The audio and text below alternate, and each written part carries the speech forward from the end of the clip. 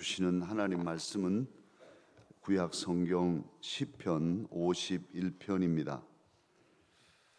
구약 성경 839조 시편 51편입니다.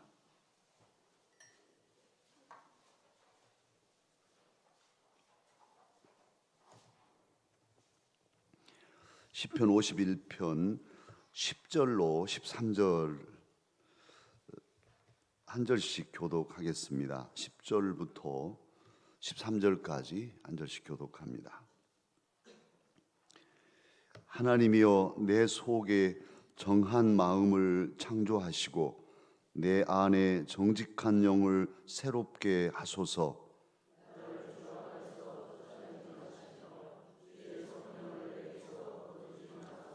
주의 구원의 즐거움을 내게 회복시켜 주시고 자원하는 심령을 주사 나를 붙드소서.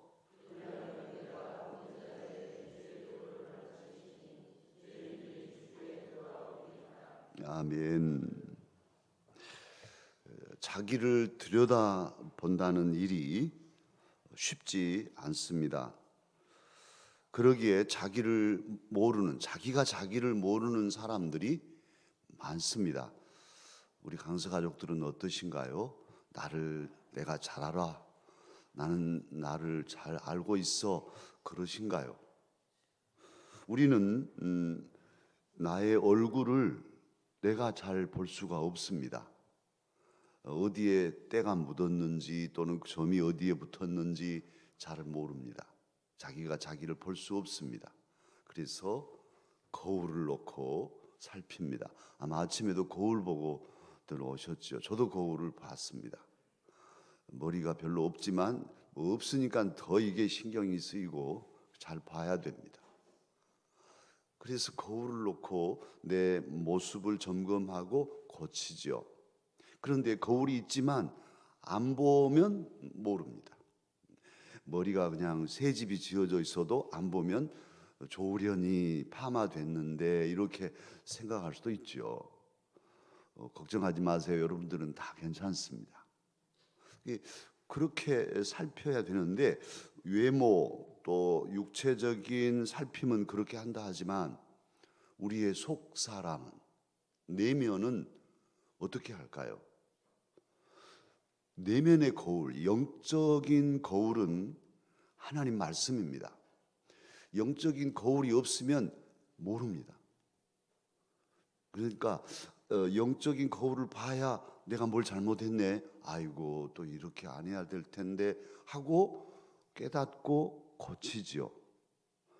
그런데 영적인 거울이 분명히 있지만 아예 하나님 말씀인 영적인 거울을 전혀 모르고 사는 사람도 있고, 있어도 또 하나님을 믿어도 영적인 거울을 들여다보지 않는, 하나님 말씀 저리 다 패스하고 내 생각으로 살아가는 사람도 있죠. 그러다 보니까 해가 가고 세월이 흘러도 말에나 행동에나 생각이 똑같은, 전혀 성숙이 없는, 예수님 닮아가야 할 텐데 작년보다 올해가 더 모습이 주님 닮고, 저 집사님은 참 예수님 믿을 때는 참 그렇지 않았는데 지금은 좀 어쩌면 저렇게 말에나 행동이나 생각이 아름다우신가, 예수님 믿으면 저렇게 되는가 봐, 이렇게 돼야 할 텐데 똑같네. 30년이 지났는데도 똑같으면 문제인 거죠. 거울을 안 봤거나 봐도 안 고쳤거나 이런 것이잖아요. 그래서 저는 무례한 그리스도인이라고 부릅니다만 저도 그럴 수도 있으니까요. 차를 운전하거나 식당에서 밥을 먹거나 어디 가서 관공서에 일을 하거나 뭘 하든지 무례한 그리스도인, 예수님을 믿는데 행동은 아주 거칠고 거슬리고, 믿지 않은 사람들이 봤을 때 왜 저 예수 믿는 것들 저래죠? 이렇게 할까봐 조심스럽습니다. 그런데 우리는 믿습니다. 그냥 다른 사람들은 아무 상관없어. 우리가 하나님께 기도하고 찬송하고 우리 살아가는데 이렇게 가는 것은 우리를 보지 못하는 것이지요. 우리 강서 가족은 결코 그런 무례한 그리스도인이 돼서는 안 됩니다. 세상 속에 들어가서도 참 예수 믿는 사람들의 향기, 따뜻한 사랑, 그리고 품위, 어제도 우리가 말씀 나눴지만 품위 있는 그리스도인, 정말 예수 믿는 사람들은 뭔가 달라, 참 멋있어, 아름다워, 이런 칭찬을 세상 사람들에게도 받아야 되지 않겠습니까? 그러려면 거울을 봐야 돼요. 거울을 품고 늘 자기를 돌아보고 살펴야 돼요. 그리고 고쳐야죠. 아이고, 이것도 오늘 잘못했네, 주님 용서해 주십시오, 이렇게 살펴야죠. 그런데 그렇게 살피는 일이 쉽지 않아요. 그래서 많이 실패합니다. 오늘 본문은요, 위대한 왕 다윗, 시편이 150편인데 70편 넘게, 73편인가 4편이 다윗이 지은 시예요. 그러니까 절반을 하나님 앞에 찬양으로 올린 이 위대한 영성의 다윗, 이럴 수가 없는데 이 다윗이 왕이 되더니만 그 전에는 광야에서 하나님하고 의지하고 정말 건강한 리더십으로 사울을 2번이나 결정적으로 죽일 수 있었지만 하나님이 기름 부으신 종을 내가 해칠 수 없다고, 이런 20대 젊은 나이에 그런 지도력을, 영성을 간다는 것은 상상할 수가 없어요, 우리로서는. 그런데 다윗을 보면요, 정말 대단합니다. 그래서 민족 전쟁을 막아내고 결국은 7년 반 동안 유다 지파의 왕으로만 있다가도 전쟁 없이 전 지파 12지파를 다 통일한 그런 왕이거든요. 리더십이 정말 큰 리더십을 가진 다윗인데, 그렇게 하나님을 의지하던 다윗이 이제 왕권이 강화되고 힘이 생기고 나라가 평안해지니까 엉뚱한 생각을 하잖아요. 다 요압 장군으로 전쟁을 보내놓고 자기는 왕궁에 낮잠 자다가 저녁에도 왕궁 높은 데서 거닐다 보니까 아이고, 이제 예쁜 여자분이 목욕을 하고 있는 게 보여서 누구냐고 알아보니까 우리아 장군의 아내 밧세바. 이래 이제 사랑이 시작되고, 그래, 우리아 장군 죽이려고 전쟁터에 저 보내서 결국 우리아 장군까지 죽이잖아요. 그랬는데 남의 아내를 범하고 그것을 합법화시키려고 그 남편을 전쟁터 최전방에 보내서 죽게 만들고 싹 모든 것이 완전 범죄로 끝났어요. 그리고 다윗은 몰랐어요. 어떻게 이럴 수가 있을까 싶지만 사람은 그런 것 같아요. 자기 합리화에 빠져서 아무렇지도 않은 거예요. 아니, 다른 사람이 몰라서도 아무렇지도 않지만 자기도 자기를 모르고 괜찮아, 이렇게 살고 있었어요. 벼락 맞을 일이죠. 그런데 그런 다윗에게 나단 선지가 찾아옵니다. 왕이여 하면서 어느 부잣집에 양도 많고 소도 많은데 그 옆집에 가난한 사람은 양 한 마리를 딸처럼 기르고 있었답니다. 그런데 부잣집에 손님이 오니까 이 부잣집이 자기 양 아까우니까 옆에 집, 그 가난한 집 딸처럼 기르고 있는 그 양을 가져다가 손님을 대접했답니다. 이런 죽일 녀석, 이런 못된 놈이 있나 하고 막 화를 내니까 왕이여, 바로 그 사람이 당신입니다. 깜짝 놀란 거예요. 내가 그렇게 잘못했네. 나는 후궁도 많고 그런데 이게 뭔 일인가? 이런 일이잖아요. 눈물로 회개를 합니다. 그리고 그 간절한 회개로 가슴을 찢는 아픔으로 통회하는 마음으로 지은 시가 오늘 본문, 저와 여러분이 이 아침에 읽은 시편 51편입니다. 다윗은 알았습니다. 하나님께서 버리시면, 내 안에 성령께서 떠나시면 인생이 끝난다는 것을 알았어요. 그걸 어디서 알았냐면 웃대 왕, 제1대 왕이 베냐민 지파 사울 왕이었잖아요. 사울 왕이 40년간을 다스렸어요. 40년이면 보통 세월이 아니잖아요. 독재 정권들이 득세해도 그렇게 40년 하기가 쉽지 않아요. 그런데 40년을 다스린 왕, 이제 사울의 아들이 왕이 될 것이고 사울 왕조가 영원할 것처럼 보였는데 그의 교만함으로 예배 잘못 드리고 여러 가지 잘못해서 하나님께서 성령을 거두시잖아요. 그래서 사울의 마음에 악신이 들고 막 괴로워. 그래서 다윗이 가서 수금으로 찬양하면 좀 마음이 좀 평안해지다가 또 막 악신이 들면 사람이 막 헷가닥 이렇게 되는 것이니까. 그리고는 나중에 전쟁에 나가서 죽잖아요. 자식들과 함께 죽어요. 사울 왕조는 끝나버립니다. 다윗은 보았어요. 아무리 강한 왕으로 40년을 통치해도 하나님이 버리시면 성령이 떠나고 그의 영이 잘못되면 다 무너진다는 것을 다윗은 보았고 알아요.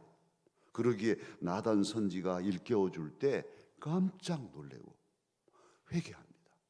오늘 그 대목입니다. 죄의 무서움을 다윗은 알기에 죄는 거룩함을 짓밟고 정결함을 더럽히고 하나님 앞에서 무너지게 만드는, 결국은 그 모든 삶이 다 잘못되고 파멸로 치닫게 하는, 평안을 빼앗고 거룩성을 더럽히는 이런 죄의 폐해를 다윗은 알았어요. 그러기에 말씀을 통해 자기를 들여다볼 때 놀래고 회개한 것이죠.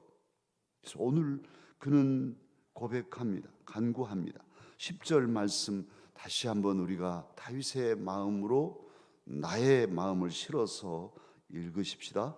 하나님이여 내 속에 정한 마음을 창조하시고 내 안에 정직한 영을 새롭게 하소서. 하나님, 내 마음이 더럽혀졌습니다. 내 마음을 깨끗하게 창조해 주십시오. 그리고 내 마음, 내 영이 정직하게 해 주십시오. 그렇게 자신의 정결함을, 더럽혀져 버린 자기를 들여다보면서 하나님 앞에 통곡하며 부르짖고 있어요.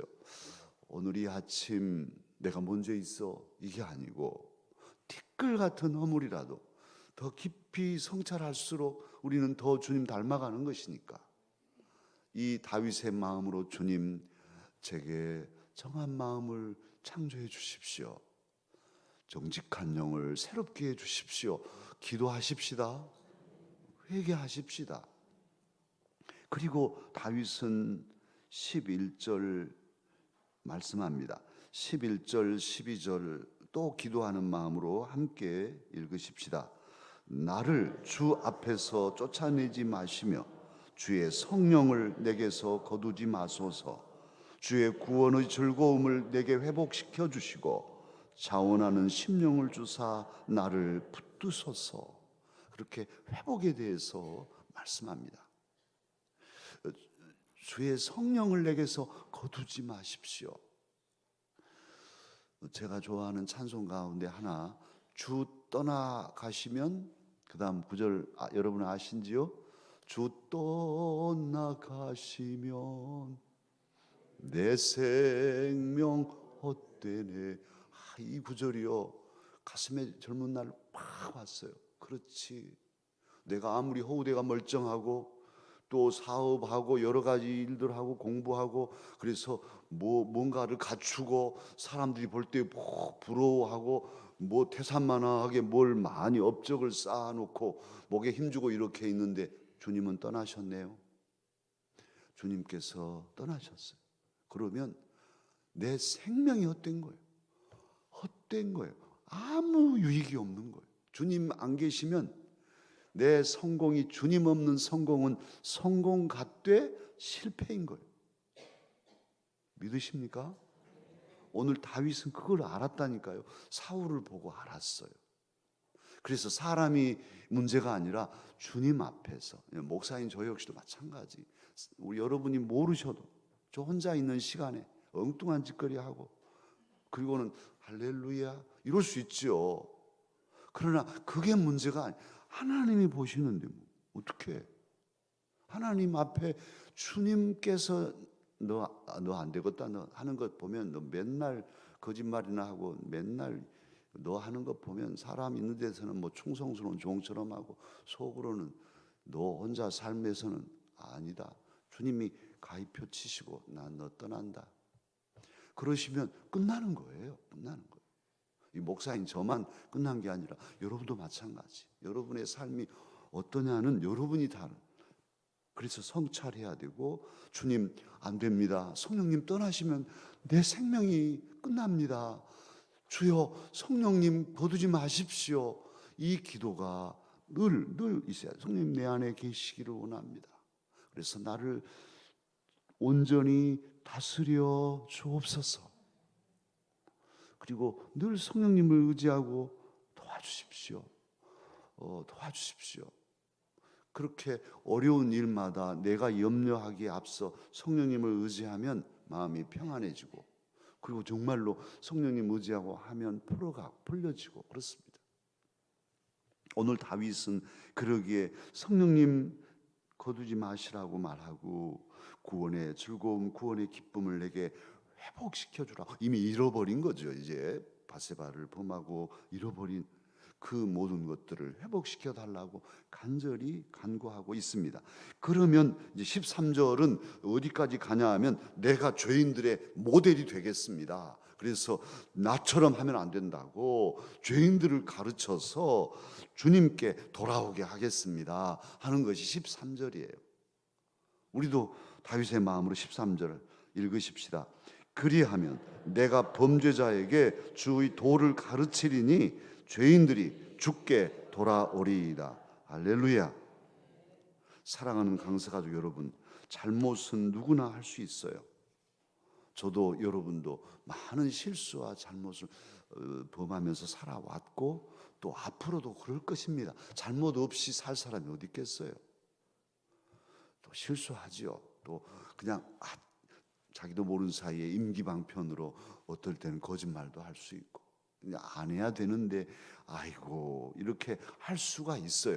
잘못은 할 수 있지만 실수는 할 수 있지만 문제는 뭐냐 하면 그래서 어떻게 할 건데 두꺼비 개구리 파리 잡아먹고 눈만 끔벅거리듯이 그냥 지나갈 건가 아니면 하고 아파하고 주님 저에게서 제 영혼을 정결한 영혼 정결한 마음 창조해 주십시오. 정직한 영을 새롭게 해주십시오. 이렇게 주님 앞에 회개하고 돌이키고 닦고 갈고 그렇게 해서 나를 바르게 세울 것인가, 회개할 것인가, 그냥 갈 것인가, 이건 각자의 몫이죠. 오늘 이 귀한 특별 새벽기도 성령님을 사모하는 첫날에도 우리가 어떻게 나의 삶을 살아갈 건가를 결단해야 합니다. 주님께서는 세상에 오셔서 제일 먼저 선포하신 말씀이 뭐였냐면 저도 말씀을 준비하면서 깜짝 놀랐어요. 그전에는 그렇게도 했는데 하나님 나라만 강조했었는데 주님께서 메시지를 우리에게 주셨는데 그 첫 메시지 첫 번째 말씀이 뭐냐면 무엇일까요? 회개하라. 저는 뒤에 실려 있었거든요. 천국이 가까이 왔다.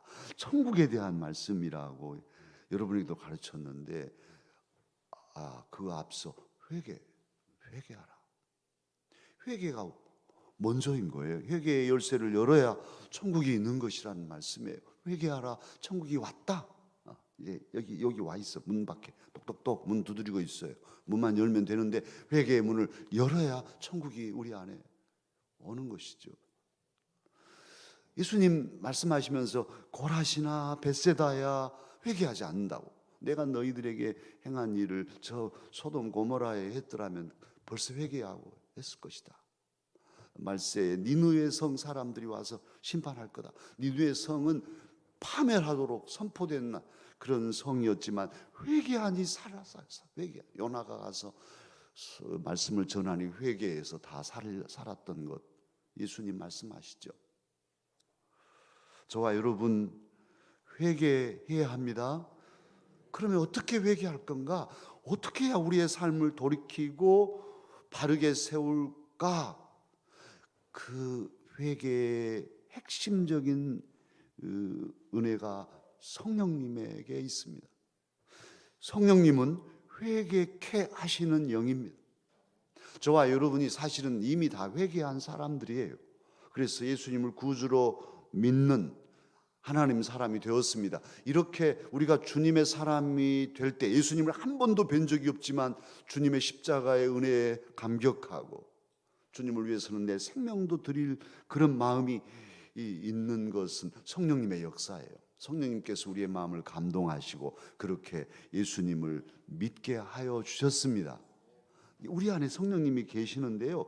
그래서 이제 우리는 회개한다고 할 때 그 회개라는 단어는 완전히 주님을 이제 새로 믿자는 것이 아니라 우리의 허물들을 거울로 살피고 성령님의 도우심으로 깨닫고 죄를 깨닫고 그리고 그 죄를 아파하고 그리고 그 죄를 다시 범하지 않는 성령님을 의지하고 그렇게 하나씩 하나씩 우리의 모습이 거룩해져 가는 데에 우리를 도와주시는 영이 성령님이십니다. 그러기에 이 회개케 하시는 성령님을 이 아침 사모하고 주님 온전히 내 안에서 충만하여 주옵소서. 그래서 주님의 도우심, 성령님의 도우심으로 내 영이 맑고 정결하고 내 생각이 정직하고 내 삶이 말에나 행동에나 생각까지도 반듯한 그런 그리스도인으로 서게 해 주십시오. 주님께 간구하십시다. 주님께서 들어 응답하여 주실 것입니다. 바울 사도님은 고린도전서 6장 9절 이하에서 그렇게 말합니다. 고린도 교회 성도들에게 너희들 중에는 불의한 자가 있고 하나님 나라를 그래서 유업으로 받지 못할 자들이 있었는데 고린도전서 6장 11절에 보면 그렇게 말씀합니다. 너희 중에 이와 같은 자들이 있더니 주 예수 그리스도의 이름과 우리 하나님의 성령 안에서 씻음과 거룩함과 의롭다 하심을 받았느니라. 할렐루야. 성령님으로 씻음을 받고 거룩해지고 의롭다 한 하나님의 사람들이 되었다는 증거를 사도를 통해서 주고 계십니다. 이 아침 저와 여러분도 성령님을 통해서 씻음 받으십시다. 거룩하게 되십시다. 의로운 하나님의 사람으로 세상을 이기며 살아가십시다. 기도하겠습니다. 주님, 오늘도